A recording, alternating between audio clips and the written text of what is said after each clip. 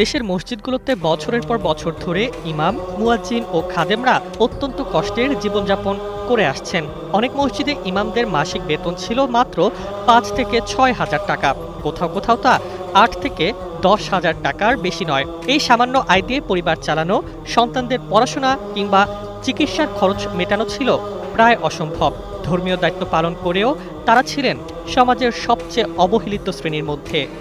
দেশে সেই বঞ্চনার অবসান ঘটাতে সরকার এক যুগান্তকারী সিদ্ধান্ত নিয়েছে। নতুন করে জারি করা সরকারি গ্যাজেট অনুযায়ী সারা দেশের মসজিদের ইমাম, মুয়াজ্জিন ও খাদেমদের জাতীয় বেতন স্কেল ২০১৫ এর আওতায় এনে গ্রেড ভিত্তিক বেতন কাঠামো নির্ধারণ করা হয়েছে। এর ফলে তারা আর অনিয়মিত সম্মানীর ওপর নির্ভরশীল থাকবেন না, বরং নির্দিষ্ট গ্রেড অনুযায়ী নিয়মিত বেতন ও সুযোগ সুবিধা পাবেন।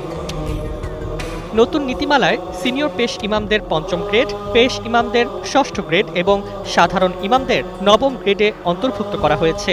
মুয়াজ্জিনদের জন্য রাখা হয়েছে ১০ম ও ১১তম গ্রেড, আর খাদেমদের জন্য ১৫তম ও ১৬তম গ্রেড। এমনকি নিরাপত্তা প্রহরী ও পরিচ্ছন্নতা কর্মীর জন্য ২০তম গ্রেড নির্ধারণ করা হয়েছে।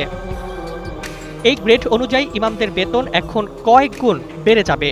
যেখানে আগে ৫ থেকে ৬ হাজার টাকায় জীবন চলত, সেখানে এখন একজন ইমাম বা মুয়াজ্জিন পদ ও গ্রেড ভেদে সরকারি স্কেলে ১২,০০০ থেকে শুরু করে ৪০,০০০ টাকারও বেশি বেতন পেতে পারেন।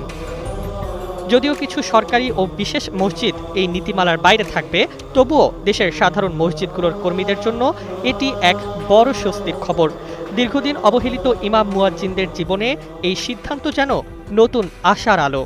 অনেকেই বলছেন, অবশেষে ধর্মীয় সেবার মর্যাদা আর শুধু কথায় নয়, বাস্তবেও স্বীকৃতি পেল।